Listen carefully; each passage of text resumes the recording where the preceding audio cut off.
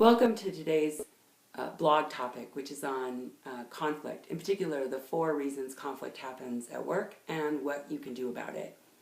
Conflict gets a bad rap in the workplace. When we ask people, mostly what they say about conflict is negative. They are afraid of the drama, they're afraid of the anger, potential retribution, broken relationships, all the things that happen when conflict comes to sort of an ugly head. The truth of the matter is conflict doesn't have to be a bad thing. It actually can help us to be more creative, more innovative, to solve problems more effectively, because in this case, what conflict does, it gives us the opportunity to look at multiple approaches instead of just one way of doing something. When we did the research initially a few years ago, the top 4 reasons that we found for conflict at work were first, differences in personality, styles, perspectives, and opinions.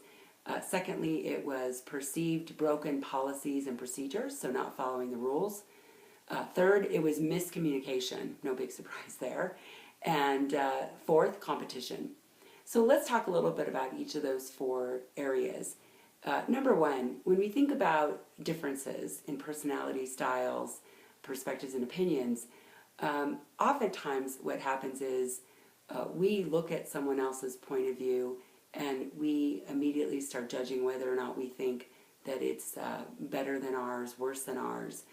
There's some way that it puts us at risk to accept that another person is coming from a completely different position. We've kind of been brought up, I think, to believe that one of us has to be wrong and the other one has to be right, that there can't be some middle ground. And so one of the first tips around dealing with differences in personalities is to be more open. One, to understand that we don't have all the answers and that there is experience and wisdom and talent that is very different than the things that we bring to the table, and that we would be better off if we could use those things to a positive and holistic end. The second, perceived broken rules or policies or procedures. One of the things that I think when I consider that is that really we're judging each other in many ways. We're thinking about whether or not someone else is, in fact, again, in the wrong. And I really believe that the best tip for handling a problem like that we encounter at work is to get curious about it, to really wonder, what is it about this policy or procedure that is creating this need on someone's part to go against it or to color outside the lines. And if we were to be curious about where they are coming from and what's hard about it, we might learn something really important, something that could be helpful to the bigger picture, to the organization as a whole. Or we may just learn that the individual has not all the information that they need, and maybe there's a way that we can help support them in getting what they do need. So the first step is to avoid judgment, the second is to stay curious, and the third is to learn what you can and see how that can be used for the common good. Third, miscommunication.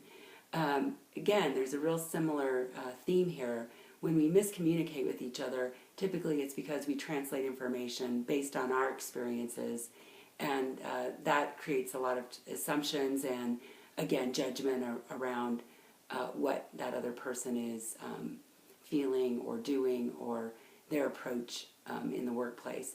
So when there's a miscommunication, the first question I ask myself is, what's my role in it? Is there something that I could have done to avoid this miscommunication in some way? And if the answer is yes, I can rectify that right away. And then once I've taken personal accountability and ownership, I can just get curious about what's at the root of this, what really created it, and what can we do going forward to avoid the miscommunication. The last, competition, is a little trickier. In some ways, I believe that there is that mentality that resources are scarce, so scarcity mentality, and that means that we're all, fighting for limited resources, limited opportunities. And the truth of the matter is, competition is a good thing. It can actually cause all of us to raise our game to a new level. If we evaluate it objectively without being afraid that someone else is going to win and that means we have to lose, we can in fact look for ways to use some of the effective tools or approaches or skills that our colleagues are using that's having them rise to the top. And we can also change our perspective on it. Instead of the glass is half empty for us, maybe the glass is actually half full for the organization as a whole. We need people that can succeed so that we can succeed collectively.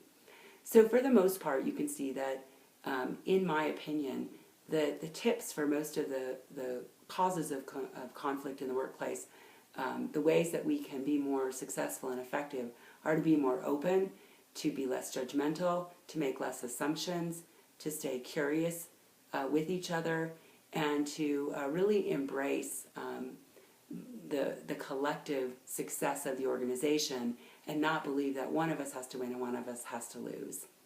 That's it for now. Conflict and the 4 tips for how you can be more effective at dealing with it at work.